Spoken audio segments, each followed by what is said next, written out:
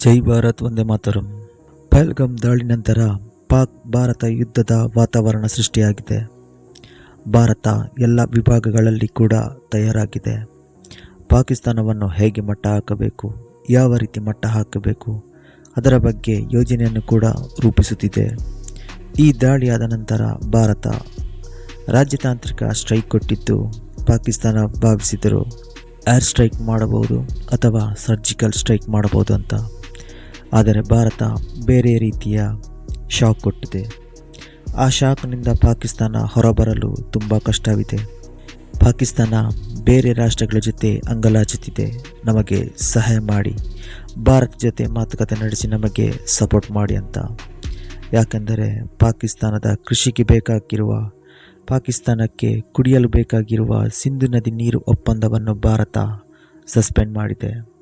ಇದು ಪಾಕಿಸ್ತಾನಕ್ಕೆ ಕೊಟ್ಟ ಮೊದಲ ಸ್ಟ್ರೈಕ್. ಇದರಿಂದ ಅವರ ಆರ್ಥಿಕವೇ ಕುಂಠಿತವಾಗುತ್ತದೆ, ಕೃಷಿಯ ಮೇಲೂ ತುಂಬ ಪ್ರಭಾವ ಬೀರುತ್ತೆ. ಅತ್ತ ಪಾಕ್ ವಿಲವಿಲ ಒದ್ದಾಡುತ್ತಿದೆ.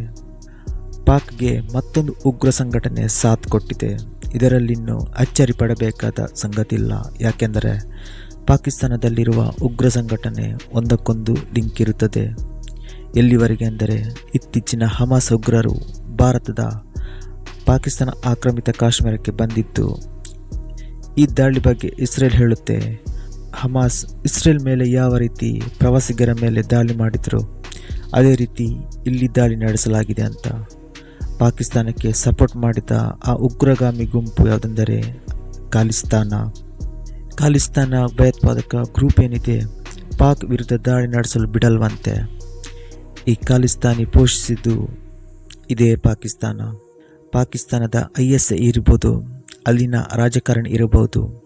ಈಗ ಖಾಲಿಸ್ತಾನಕ್ಕೆ ಸಪೋರ್ಟ್ ಮಾಡ್ತಾರೆ, ಭಾರತದ ವಿರುದ್ಧ ಎತ್ತಿಕಟ್ಟಲು ಪ್ರಯತ್ನ ಪಡುತ್ತಾನೆ ಇರುತ್ತಾರೆ. ಖಾಲಿಸ್ತಾನಿ ಉಗ್ರ ಗುರು ಫತ್ವಂತ್ ಸಿಂಗ್ ಪನ್ನು ಪಾಕಿಸ್ತಾನಕ್ಕೆ ತನ್ನ ಬೆಂಬಲವನ್ನು ನೀಡಿದ್ದಾನೆ. ಇದರಲ್ಲಿನ್ನೂ ಆಶ್ಚರ್ಯ ಏನಿಲ್ಲ, ಇದು ಎಲ್ಲರಿಗೂ ಗೊತ್ತಿರುವ ವಿಚಾರನೆ.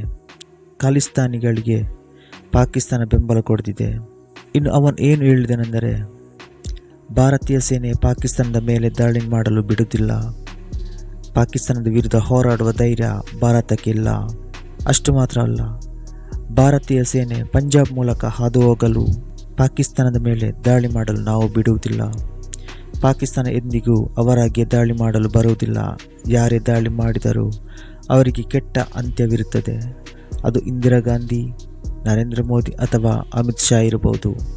ಈ ರೀತಿ ಹೇಳುವ ಮೂಲಕ ಭಾರತದ ಗಣ್ಯ ವ್ಯಕ್ತಿಗಳಿಗೆ ಧಮಕಿ ಹಾಕಿದ್ದಾನೆ. ಅವನು ಈ ರೀತಿ ಧಮಕಿ ಹಾಕೋದು ಇದು ಮೊದಲೇನಲ್ಲ. ಇದಕ್ಕಿಂತ ಮುಂಚೆನೂ ಹಲವು ಬಾರಿ ಇದೇ ರೀತಿಯಾದಂತಹ ಧಮಕಿ ಹಾಕಿದ್ದಾನೆ.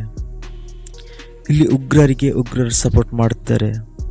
ಪಾಕಿಸ್ತಾನ ಈ ವಿಷಯದ ಬಗ್ಗೆ ಖಾಲಿಸ್ತಾನವನ್ನು ಮಧ್ಯ ತರುತ್ತಿದೆ. ಇಲ್ಲಿ ಮೊದಲು ಹೇಳಿದ ಹಾಗೆ ಪಾಕಿಸ್ತಾನ ಎಲ್ಲರ ಬಳಿ ಅಂಗಲಾಚುತ್ತಿದೆ, ಮತ್ತೊಂದು ಕಡೆ ಭಾರತಕ್ಕೆ ಧಮಕಿ ಹಾಕುತ್ತಿದೆ.